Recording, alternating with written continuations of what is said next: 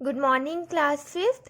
Today in science, we are going to discuss the remaining topics of chapter 1.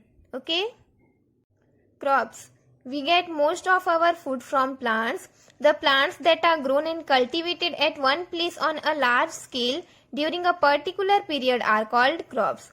Different crops are grown at different places on the basis of soil type, water available and climate. So children, हमें हमारा food ज़्यादातर plants से ही मिलता है. वो plants जिसे grow और cultivate करते हैं किसी बड़े जगह पे पर्टिकुलर टाइम पे उसे क्रॉप्स कहते हैं. अलग अलग क्रॉप्स को अलग अलग जगह पे उगाते हैं सॉइल टाइप, वाटर और क्लाइमेट के बेसिस पे. Okay, then types of crops. In India, crops like wheat and gram are grown in winter from November to April.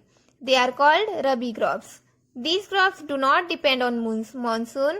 Vegetables like cabbage, cauliflower, pea and bean are also grown in winter. India में wheat और ग्राम जैसे crops winter season में grow करते हैं. कब? नवंबर to अप्रैल. इन्हें क्या कहते हैं? रबी क्रॉप्स कहते हैं. ये क्रॉप्स मॉनसून पे डिपेंड नहीं होते हैं. वेजिटेबल्स जैसे कि कैबेज, कॉलीफ्लावर, पी और बीन भी क्या होते हैं? विंटर सीजन में ही ग्रो करते हैं. Okay, crops grown in summer from June to October are called kharif crops. Rice, maize, jowar and bajra are kharif crops. These crops depend largely on monsoon rains. Vegetables like pumpkin, brinjal and groundnut also grow well in summers. वो crops जो summer में grow करते हैं जून to October, okay, उसे खरीफ crops कहते हैं.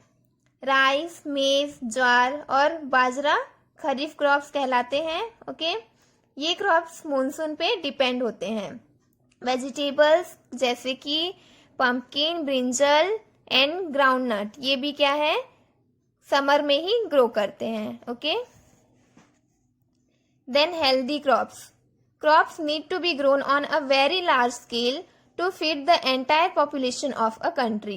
The practice of growing crops on a large scale is called agriculture. हमें बहुत सारे क्रॉप्स ग्रो करने पड़ते हैं क्योंकि पॉपुलेशन बहुत ही ज़्यादा है. लार्ज स्केल में क्रॉप ग्रो कराना उसे क्या कहते हैं? एग्रीकल्चर कहते हैं. Essential requirements to produce a good crop are.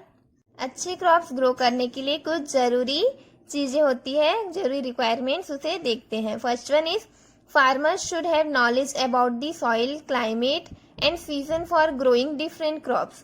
Farmers को नॉलेज होना चाहिए सॉइल, क्लाइमेट और सीजन के, ताकि डिफरेंट क्रॉप्स को ग्रो कर सके. Okay, then they should sow healthy and ripe seeds. They should plough the field and make it ready before growing the next crops. उन्हें राइप और हेल्दी सीड्स उगाना चाहिए. दूसरा क्रॉप्स उगाने से पहले उन्हें क्या करना चाहिए? फील्ड को प्लाव करना चाहिए. Okay, third one is farmers should mix the right amount of fertilisers in the soil to increase its nutrients. Two kinds of fertilisers are used for this purpose, organic and inorganic fertilisers. Organic fertilisers or manures are natural fertilizers obtained from cow dung, dead and decaying plants, animals or vegetable matter. Inorganic fertilizers are generally made of chemicals such as urea, nitrates and sulfates. These are made in fertilizer industries and are harmful to the environment. Farmers को सही amount का fertiliser mix करना चाहिए soil के nutrient को increase करने के लिए. दो तरीके का फर्टिलाइजर होता है. क्या है? Organic fertiliser and inorganic fertiliser. Okay, organic fertiliser क्या है? नेचुरल फर्टिलाइजर है जो क्या होते हैं? Cow dung, dead and decaying plants and animals और वेजिटेबल मैटर से आते हैं. ओके, और इनऑर्गेनिक फर्टिलाइजर कहाँ से मिलते हैं? केमिकल्स से बने होते हैं. ओके, कौन कौन से chemicals? Like urea, nitrates and sulphates. ये क्या कहाँ बनते हैं? फर्टिलाइजर इंडस्ट्रीज में बनते हैं और एनवायरमेंट के लिए हार्मफुल होते हैं. Then farmers should properly irrigate the soil when required. Farmers को प्रॉपर वाटर सप्लाई करना चाहिए जब सॉइल को जरूरत होती है. Then They should use insecticides and pesticides to protect crops from insects, pests, etc. However, overuse of pesticides and insecticides can be harmful to the soil and crops and ultimately to our health. उन्हें insecticides और pesticides use करना चाहिए crops को insects और paste वगैरह से बचाने के लिए. ओके, अगर ज़्यादा यूज़ कर देते हैं इंसेक्टिसाइड्स और पेस्टिसाइड्स का तो वो हार्मफुल हो जाता है सॉइल के लिए और क्रॉप्स के लिए भी और हमारे अर्थ के लिए भी. Crops should be cut properly and gather. This is called harvesting. Crops को अच्छे से कट करना और उसको इकट्ठा करके रखना चाहिए जिसे क्या कहते हैं, हार्वेस्टिंग कहते हैं. Next is crop protection.